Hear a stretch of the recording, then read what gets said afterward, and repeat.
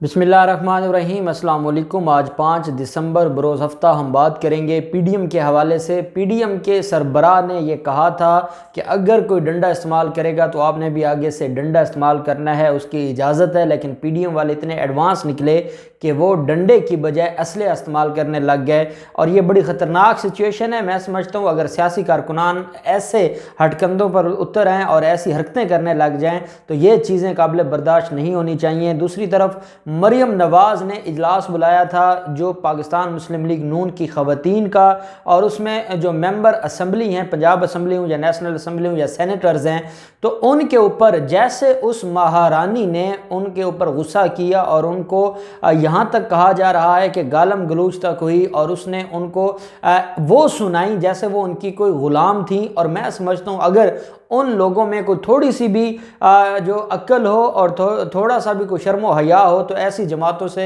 उनको दूर हो जाना चाहिए जहां इज़्ज़त नहीं है कारकुन की। जहां कारकुन की क्या इज़्ज़त होनी है, जहां मेंबर ऑफ असम्बली की इज़्ज़त नहीं है। तो वो जो इजलास है उसकी कार्रवाई भी मैं आपके साथ शेयर करूंगा। मौलाना ने एहतजाजों का ऐलान किया था लेकिन मौलाना अकेले एहतजाज करते रहे, ना आसफा आई ना मरियम आई। वो मामला क्या है और मौलाना ने क्या पैगाम भिजवाया है नून लीग और पाकिस्तान पीपल्स पार्टी की क़यादत को, इसके ऊपर भी हम आखिर में बात करेंगे। और इस्तीफ़ा या लॉन्ग मार्च ये मामला भी डिस्कस हो रहा है। और मुस्लिम लीग नून के हल्के जो शहबाज शरीफ साइड है वो क्या कह रही है और जो मरियम साइड है वो क्या कहती है, इसके ऊपर भी हम बात करेंगे। जैसा कि आपके इल्म में है, शहबाज शरीफ को जब पैरोल पर रिहाई दी गई थी वो 6 दिन घर पे रहे और आखिरी दिन उनकी मरियम नवाज़ के साथ एक मीटिंग होती है और उस मीटिंग में वो मरियम नवाज़ को समझा कर जाते हैं कि इंसान वो करे जो बाद में संभाल भी सके, उतना आप कबाड़ा करें जितना बाद में संभाला जा सके, नहीं तो ये मामलात हाथ से निकल जाएंगे। जो इस बात की तरफ इशारा था कि वो काम करें जो आप कर सकती हैं और वो काम न करें जो आपके बस में नहीं है। और साथ उन्होंने ये भी कहा था कि आप जो कहीं ना कहीं सियासी जोड़ तोड़ की तरफ जाएं। जैसे चौधरी बरादरान के साथ उनकी मुलाकात हुई थी, वो ये समझते हैं कि जो इस तरह से बिल्कुल आप टकराने की बात करते हैं ये कोई बात नहीं है और मुफाहमत की जो पॉलिसी है उसको हाथ से ना जाने दें, क्योंकि मुफाहमत की पॉलिसी से ही आप ज़्यादा अरसा चल सकते हैं। अगर आप एग्रेसिव हो जाएंगे तो शायद आपके लिए चलना मुश्किल हो जाएगा। वहीं पे अब बात आई कि क्या पाकिस्तान मुस्लिम लीग नून रिज़ाइन करने लगी है, क्या पाकिस्तान मुस्लिम लीग नून सारे असम्बलियों से इस्तीफ़े दे देगी।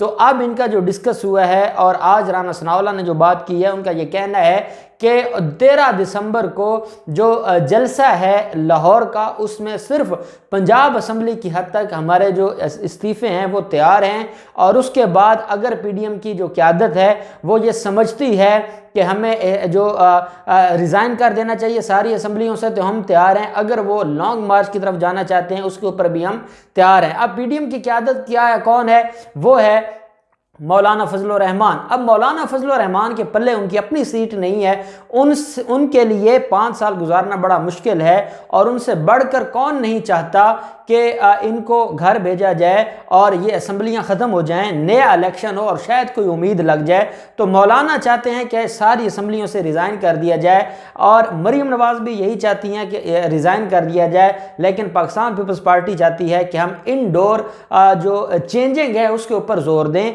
हम इमरान खान की हद तक जो तब्दीली है उसके ऊपर जोर दें, हम असम्बलियों की तरफ ना जाएं और हम उस मामले की तरफ ना जाएं कि जो बाद में ख़राब हो जाए। क्योंकि पाकिस्तान पीपल्स पार्टी के ये इल्म में है कि पहले ये कुछ सीटें ले चुके हैं, अब जो इनकी कारकर्दगी है और जैसे मीडिया और सोशल मीडिया के ज़रिए और अदालतों ने इनको एक्सपोज किया है उसके बाद इनसे ये सीटें भी नहीं निकाली जानी और ये नहीं चाहते कि हम अपनी 2.5 साल जो हमने सिंध को लूटना है वो हुकूमत दे बैठें और बाद में शायद हमें दोबारा हुकूमत का मौका ना मिले।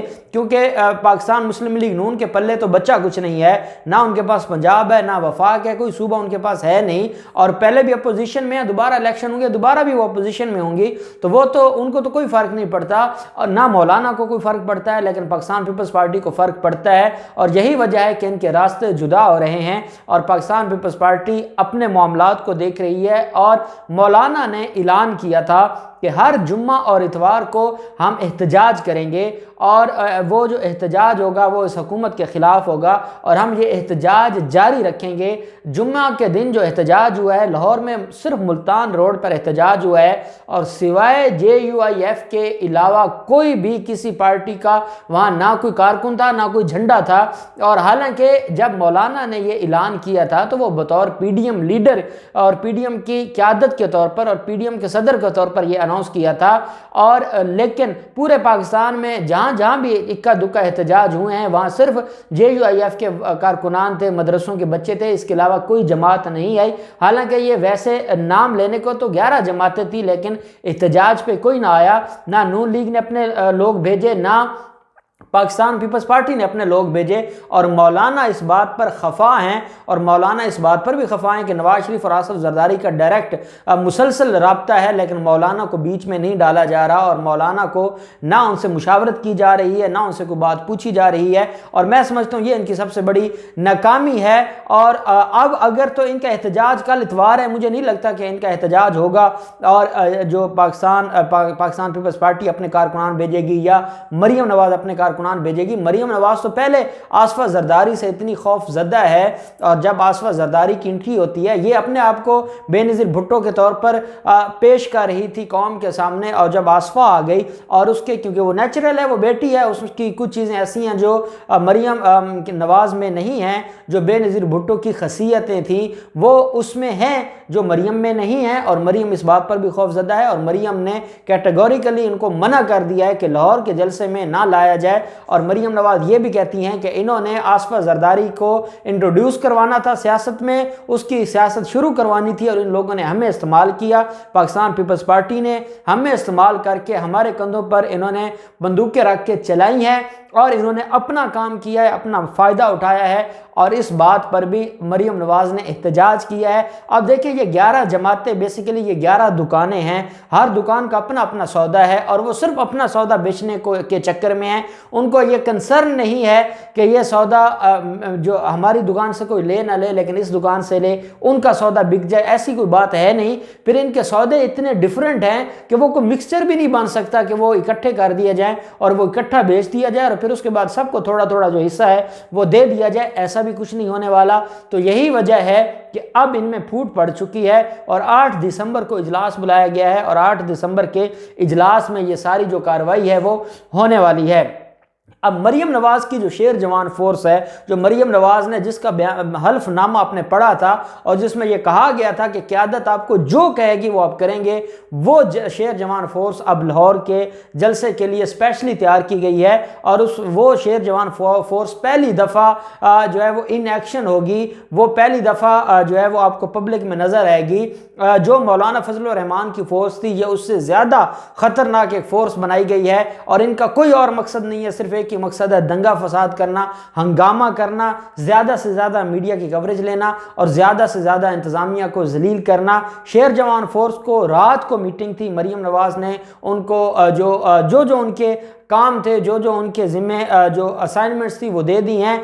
और अब मामलात ये हैं कि जो नून लीगी क़यादत है उनके घरों के आसपास शेर जवान फोर्स को ये लगाने लगे हैं, उनकी ड्यूटीज़ लगाने लगे हैं कि अगर 8, 10, 15 पुलिस वाले आते हैं वहाँ गिरफ्तारियाँ करने तो आपने उन पुलिस वालों को अच्छी तरह उनकी धुलाई करनी और धुलाई करने के बाद आपने उनको वापस भेज देना है। बेसिकली ये अब दहशत गर्दी पर उतर रहे हैं और ये इंतहा पसंदी की तरफ जा रहे हैं, ये गुंडा गर्दी की तरफ जा रहे हैं, ये बदमाशी की तरफ जा रहे हैं। और ये जो धौंस और जो जाली पार्टियाँ हैं जो धांधली से आई हुई हैं वो अब उनका जो मतमा नज़र है वो सिर्फ और सिर्फ ये किसी भी सूरत में इक़्तिदार लेना चाहते हैं, चाहे उसके लिए इनको किसी की जान क्यों ना लेना पड़ जाए। और यही वजह है कि पाकिस्तान मुस्लिम लीग नून का कल फैसलाबाद में इजलास था, वर्कर कन्वेंशन था और उस वर्कर कन्वेंशन की रैली में जो लोग शरीक हो रहे थे उसमें जो फैसलाबाद के नून लीग के सेक्रेटरी जनरल हैं ज़िया रहमान, उनकी गाड़ी से और बाकी उनके दोस्तों ने वहाँ पर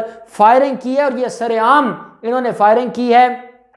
और असले का इस्तेमाल किया है, इन्होंने कानून की धज्जियां उड़ाई हैं और ये वहाँ पर खड़े होकर जो है वो असले इस्तेमाल कर रहे हैं, गोलियां चला रहे हैं। सामने पुलिस खड़ी है और ये पुलिस को देखकर डीसीओ ऑफिस के सामने ये गोलियां चला रहे हैं और उनको ये पैगाम दे रहे हैं कि अगर आप हमारे रास्ते में आएंगे तो हम सिर्फ डंडे अब नहीं चलाएंगे, हम सिर्फ पत्थर नहीं चलाएंगे, अब हम गोलियां चलाएंगे और फिर गोली का मुकाबला गोली से होगा। जब जो जमात इस हद तक गिर जाए और जो इस हद तक दहशतगर्दी पर उतर आए और फिर उसके ऊपर सिर्फ बात हो कि नून लीग पर पाबंदी लगाई जानी है और वो पाबंदी लगे नहीं, तो मैं समझता हूँ ये इदारों के ऊपर एक बड़ा सवालिया निशान है और इदारों की जो खामोशियाँ हैं अब कौम को मायूस कर रही हैं। मैं आपको बता रहा हूँ कि जो कौम है वो अब ये समझती है कि इन लोगों को अब खामोश करवाना चाहिए, इन लोगों को अब रोकना होगा। अगर आपकी बार इनको नहीं रोकेंगे ये लोग ऐसा ऐसा कहीं वहां तक ना पहुंच जाएं जहां पर पहले बड़े बड़े ग्रुप पहुंचे हैं और उनको ख़त्म करने के लिए हमें बड़े बड़े ऑपरेशन करने पड़े हैं। तो खुदा के लिए जो सियासत है वो सियासत सियासी असूलों के ज़रिए करनी चाहिए, जो लिमिटेशंस हैं पॉलिटिक्स की, जो जमहूरियत की हदूद हैं उसके अंदर रहकर करनी चाहिए। इसके अलावा जो सियासत है वो मुल्क के लिए दुश्मनी होगी, मुल्क में फसाद पैदा करने की कोशिश होगी और उसमें ये नाकाम होंगे। मैं ये समझता हूँ कि 8 दिसंबर को हो जाए इनका जो ये जा रहे हैं इजलास करने के लिए, कुछ भी हो जाए, अल्टीमेटली अब इनके पास कोई ऑप्शन नहीं है और ये एक दूसरे के साथ इन्होंने अब लड़ना है, एक दूसरे के इन्होंने गले पड़ना है और अल्टीमेटली ये नाकाम होंगे और पाकिस्तान कामयाब होगा। इन सारे मामलात में जो भी डेवलपमेंट होगी हम आपके साथ शेयर करते रहेंगे। अल्लाह पाक पाकिस्तान का हामी नासिर हो। बहुत शुक्रिया। अल्लाह हाफिज़। पाकिस्तान जिंदाबाद।